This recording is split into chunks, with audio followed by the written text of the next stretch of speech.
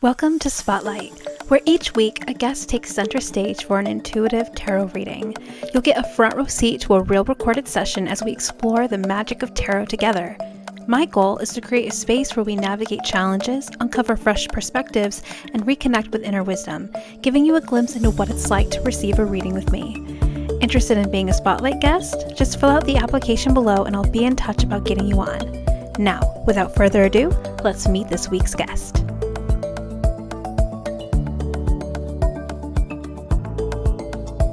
Thank you so much for joining me for another episode of Spotlight, which is part of my Spirit Journey Collective series, but it's a separate series geared towards putting a spotlight on guests who are here to receive a reading. And I have a really special guest today.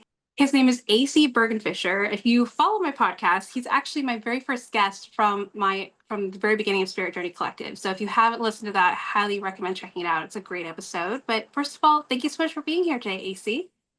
No, I'm thrilled to be here. I was really, really happy to get the invitation. Yeah, I'm excited to connect with you again. It's been a while.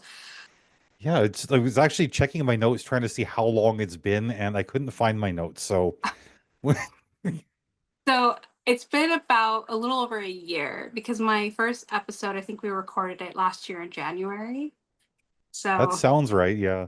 it's been a bit, but I still listen to your podcast and I really enjoy like your openness and how, you don't hold back with a lot of what you have to say. And but I think it's very therapeutic for the listeners. So I still check out your podcast and yeah. And listeners, if you want to check out his podcast, I highly recommend it. It's called In the Blood. Yeah.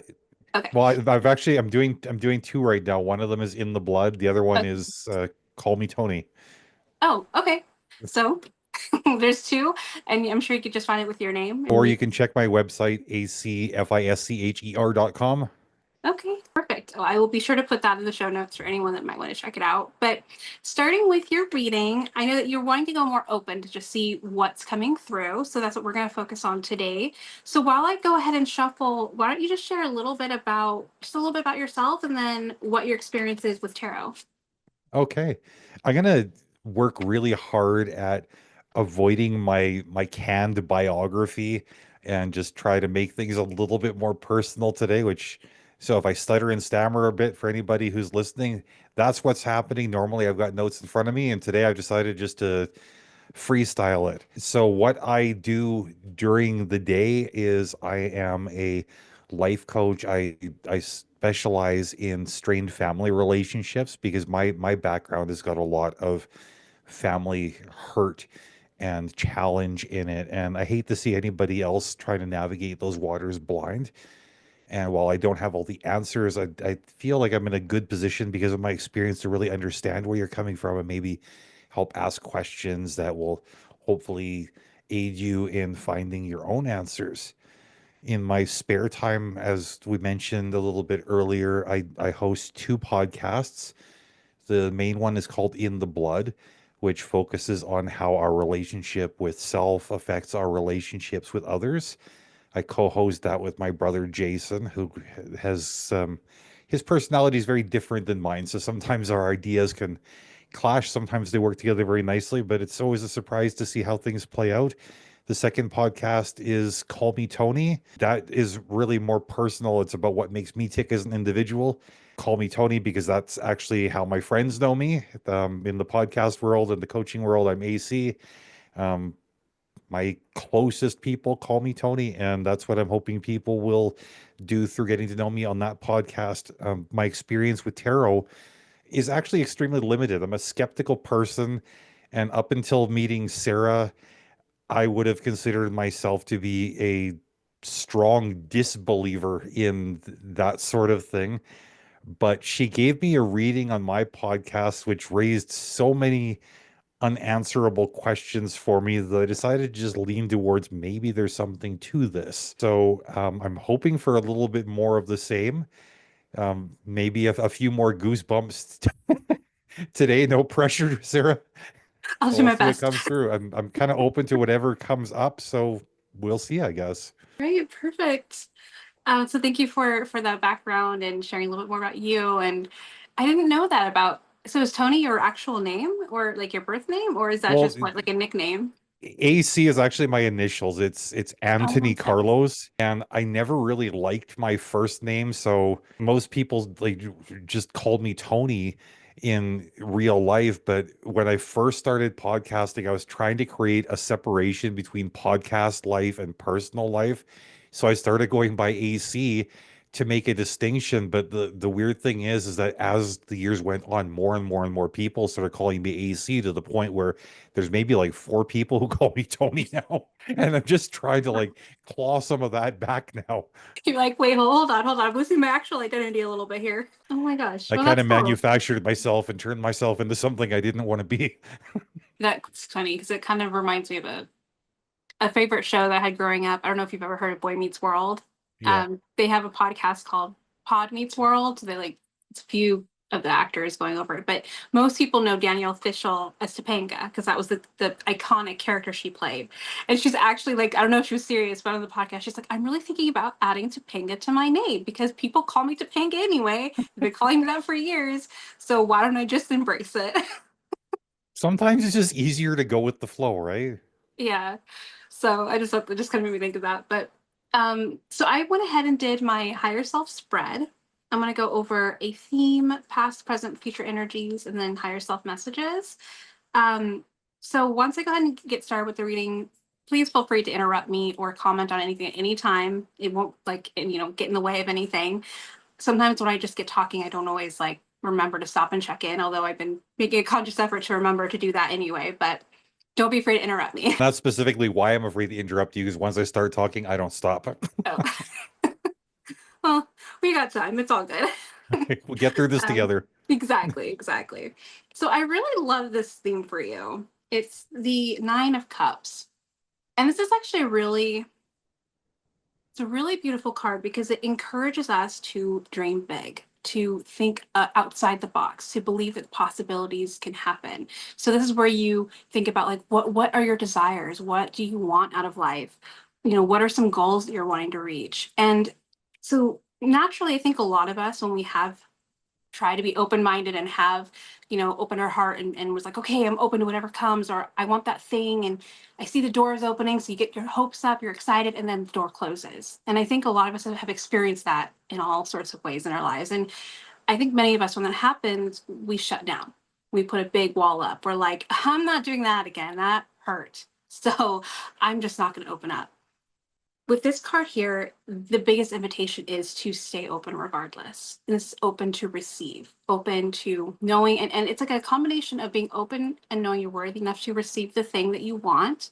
But also there's a piece of it that's like a surrender because you're also trusting that if a door closes unexpectedly, it's not because it wasn't the right thing. It was just because that particular doorway wasn't the right doorway.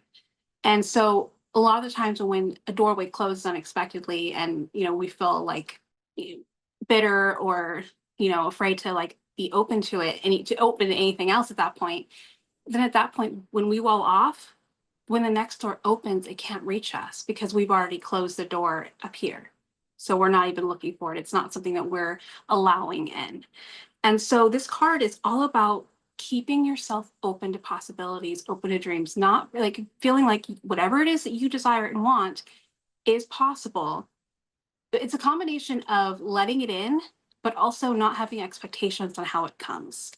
And I think that that's really hard for us. When we think we want something, we try to like pave the way in our mind, and we're like, okay, so it has to be this way or this way or this way. And if it's not any of those ways, then it's just not going to happen.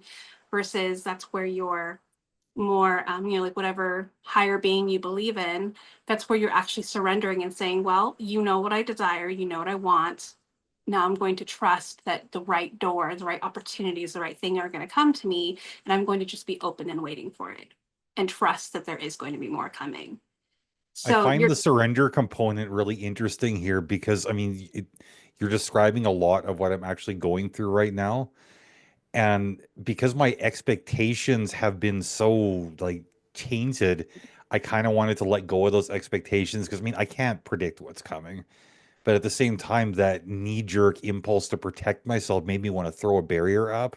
But I realized that every situation demands that I kind of lower that and that I surrender to what's coming, because if I can't control it anyways, I have to give up, even if I don't have high hopes. I mean, I wouldn't say give up because that does kind of immediately assume Oh, like, what okay, I well, mean there's is no give in, door. not give up. Sorry. But like be open, you mean? Like just kind of see what Yeah, yeah, yeah. I just chose words really poorly. it's all good. Yeah, and I love this card because it really it so this is a little segue, but something that I've learned like personally in the last probably the last year is how because I'm a very anxious person, and especially when I'm nervous about something, my mind will just come with all these scenarios. Like let's say there's like a dinner I need to go to, like a family dinner, and I'm like, oh my gosh, I have to go to this family dinner, and there's all sorts of things under the rug, and how am I going to survive this? Well, I've learned that whatever I think it's going to be up here, it never ever pans out that way, ever. And so I've learned to be more in the moment and just be like, okay, well, let's just see how this unfolds because it could actually unfold a million different ways. It's not just going to be whatever I'm afraid of up here. And so I feel like that's a lot of what the Nine of Cups is saying is how can you find a way to, in that surrender, know that again, like release the expectations, but knowing what you want. Like what Mm. is your goal? What is what you're trying to call in?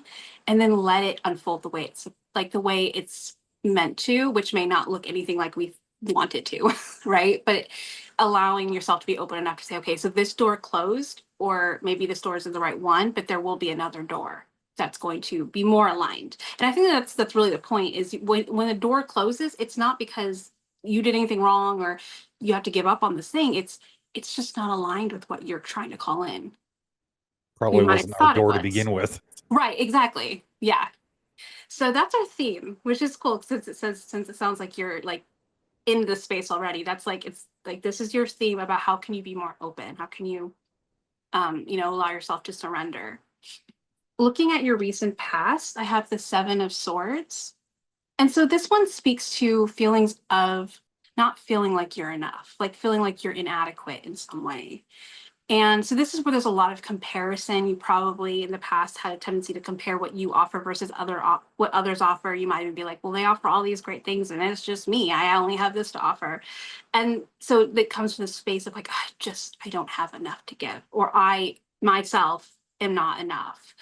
And the thing about this card is it's literally like the exact opposite is no, you are enough. And if you don't feel like you are, you need to go back and heal the parts of you that feel like you weren't.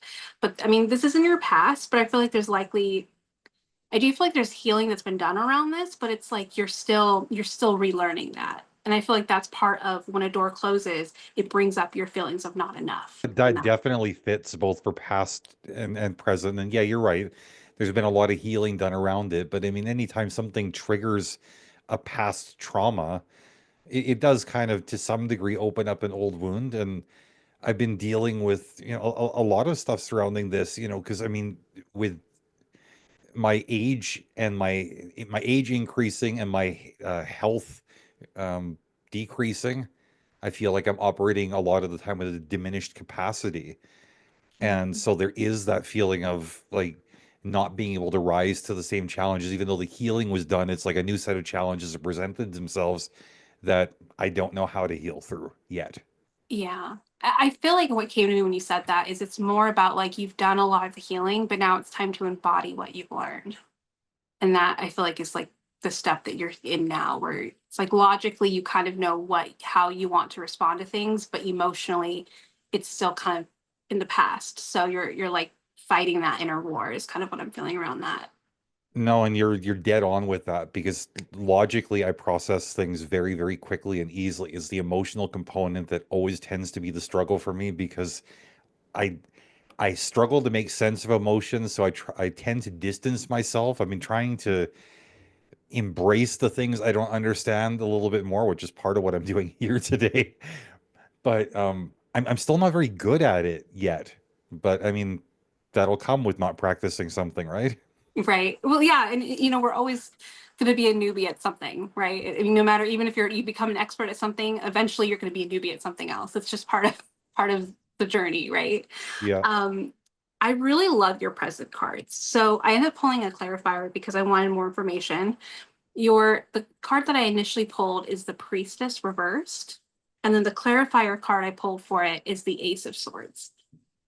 So I love these together. So I'm going to start with the priestess. The priestess, right off the bat, is saying that you're a very intuitive person. Whether you feel like you're completely tapped into that part of you or not, it means that you tend to get gut feelings about things.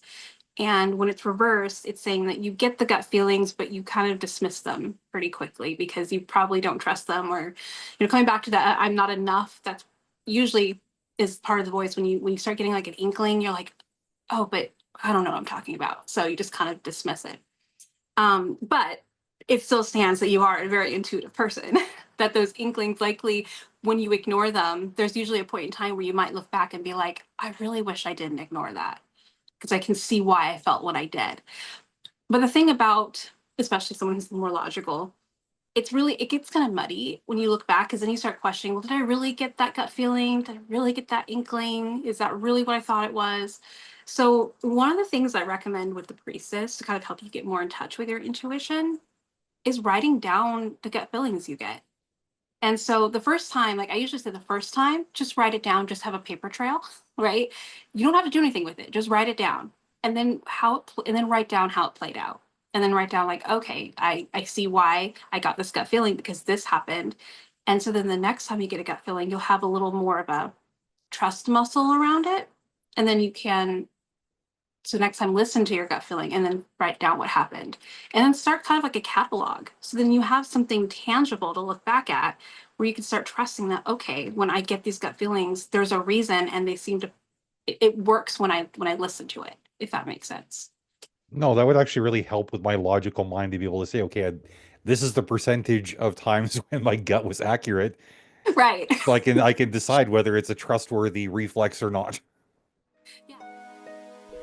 Not everyone wants to talk about their situation or life questions out loud, and that's okay. That's why my email tarot readings are a perfect fit for the inward seekers, the ones who feel deeply, process everything, and don't always have the words or the energy for a live session. Here's how it works. You send your question, I tune in, pull cards, and record a 17 to 25 minute voice message, channeling what comes through around your question and situation. You'll also receive a photo of the cards pulled, all delivered to your inbox within 24 hours. My intention is always to honor your journey with sincerity and heart-aligned guidance.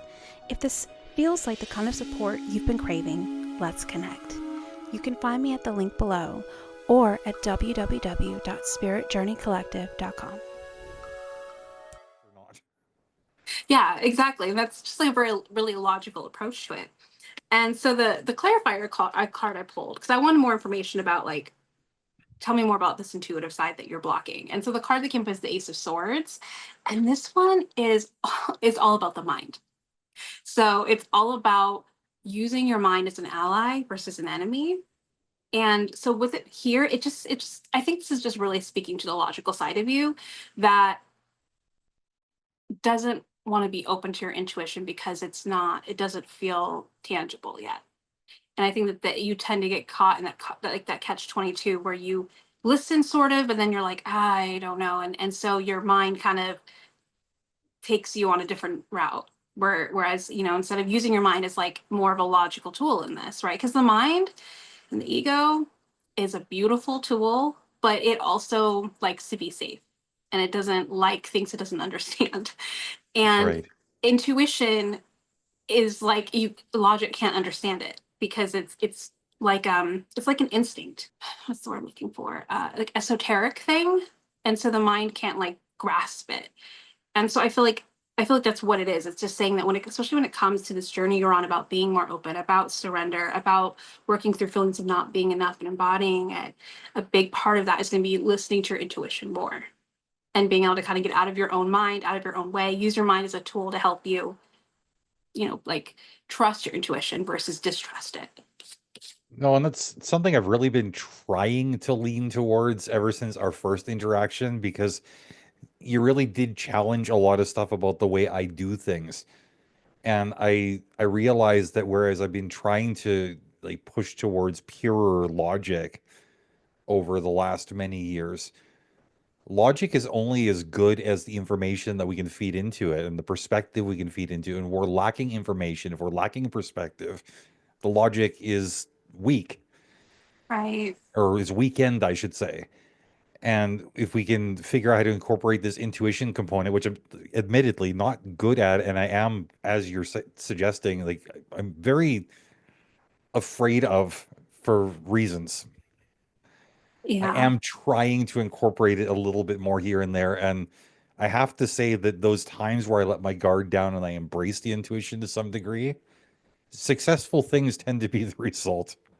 Yeah, that's good though. So I would say, even as you start this journey, maybe write down those examples, just like as a beginning stepping stone of, okay, so these were the times it worked out. And now I'm going to catalog moving forward and really like follow that. So yeah, you definitely have a lot of swords in your reading. And that makes sense because swords is all about the mind, it's all about communication, it's about logic, it's about, being up here a lot.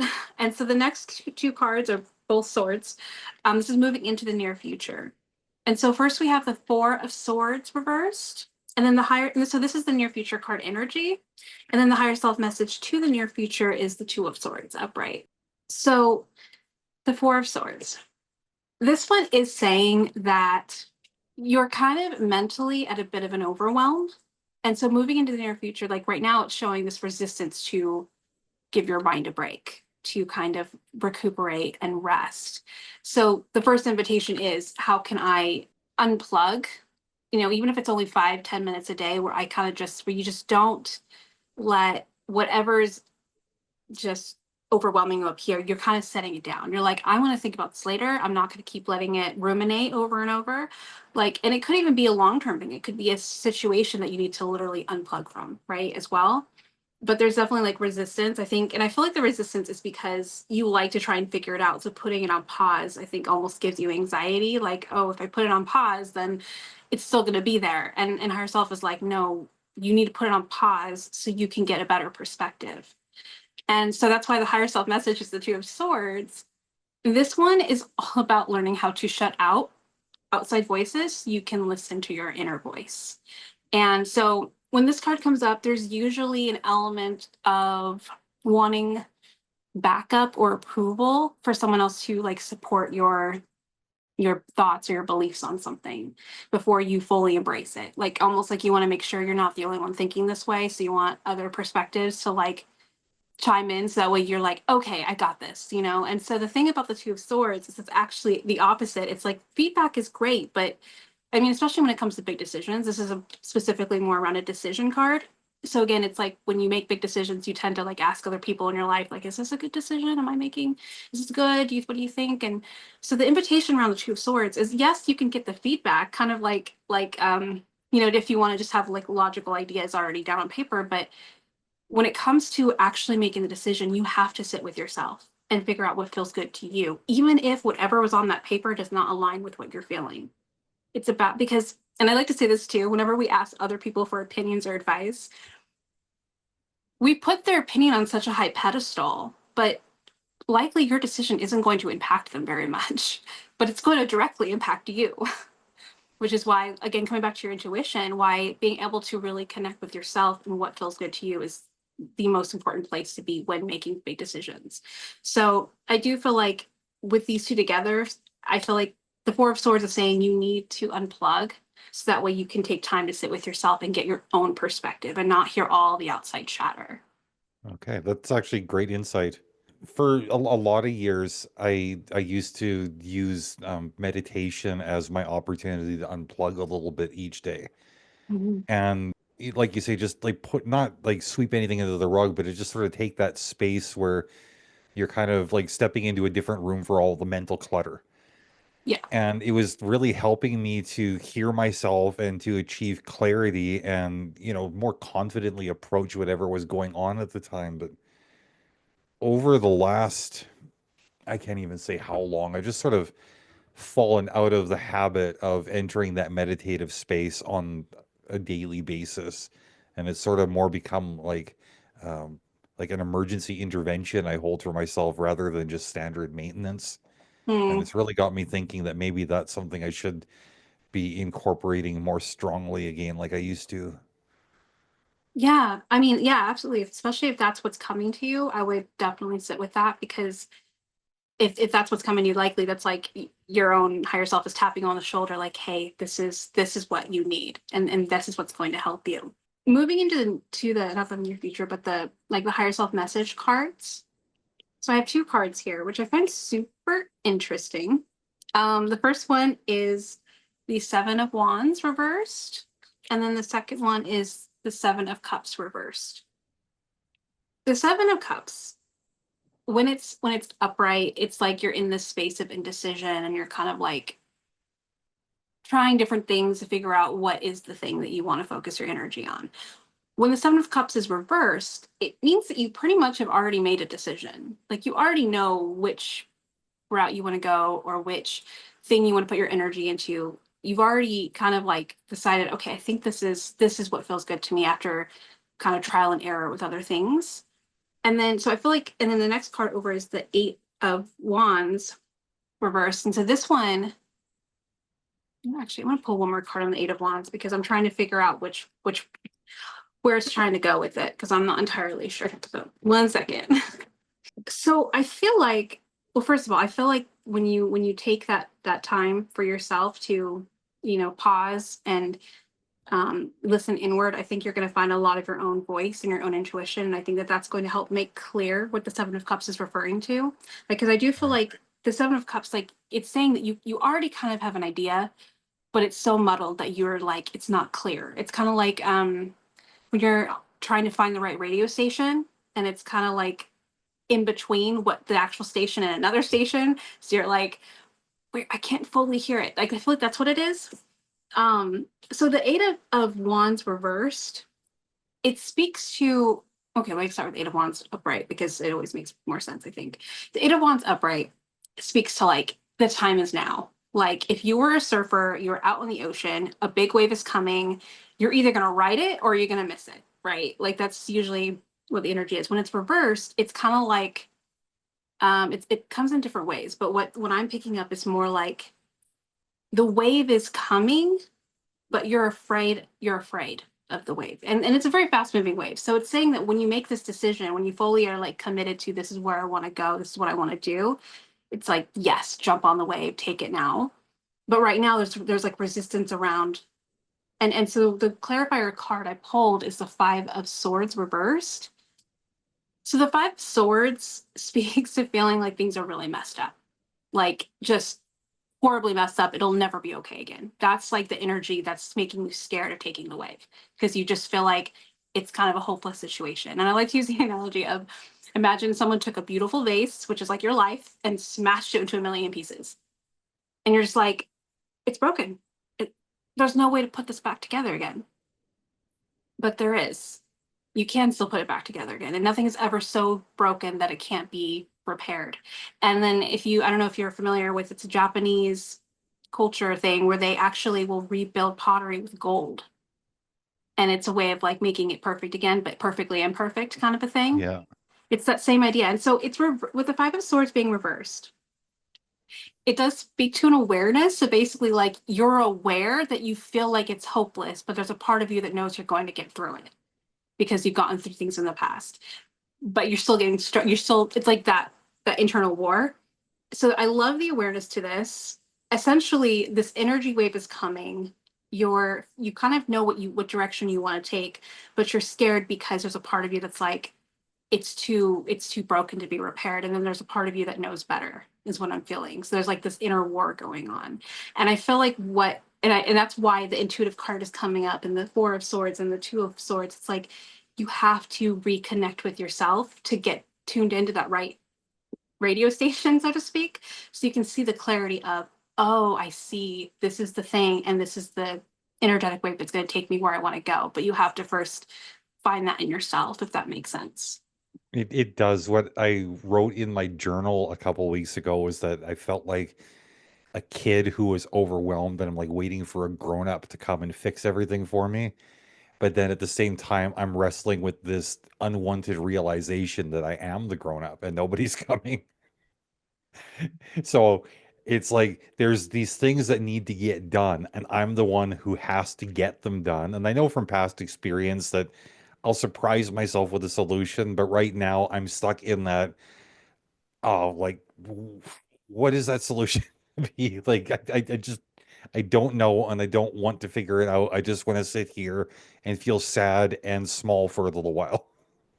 I think that there's a reason why the Nine of Cups is your theme, because I think your biggest challenge is still believing that things are possible, being open to, you know, what's going to come. And then through that openness and taking space to connect with yourself, you're going to find that answer. But you have to be open to that next door. That's what I'm feeling. Yeah. I can't argue with you. So that's the reading. Do you have any questions about what came through? Nothing specific. I mean, just like the last couple of times we spoke, it's like I'm stuck here wondering, like, okay, how does this work?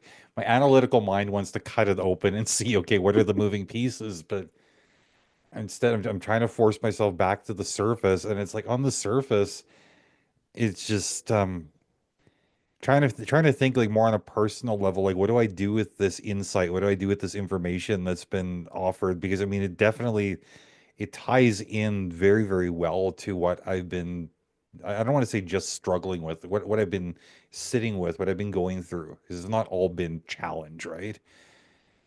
But trying to weave in the experience and the healing with the overwhelming nature of certain things. I would say you actually answered the question already when you mentioned how you used to meditate to have that pause, and that was more of a maintenance thing, but you haven't done it in a while.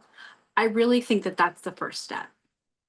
And I feel like taking that space for you is going to start opening more doors for you and going to bring you the clarity you're looking for. Because until you actually stop, that garbled sounding radio is just going to continue because you're not making the space to find that clear voice inside of you. Yeah, I realize too that now that you remind me of the meditation component, I kind of feel like I need to adjust what I'd said about like how I'd fallen out of that meditative space. I realize now I think I've been in the meditative space, but it's been taking the form of like worry, Mm, which I like to describe as meditating on like the negative or meditating on the unpleasant unknown. Whereas maybe it's not like I want to necessarily brainwash myself by meditating on the positive, but I think I need to get like all these conscious thoughts out of the way. Otherwise, I'm not really fully benefiting from the meditation space. I've sort of tainted mhm. it with my own nonsense. Yeah, so that's definitely Ace of Swords energy. Ace of Swords is, like I said, your mind is your biggest ally or it's your biggest enemy. Right. And when you're on the negative thought train, that's when it's working against you. And usually when the negative thought train starts to go, it's a lot harder to stop it versus being more conscious of, nope, we're not going there today.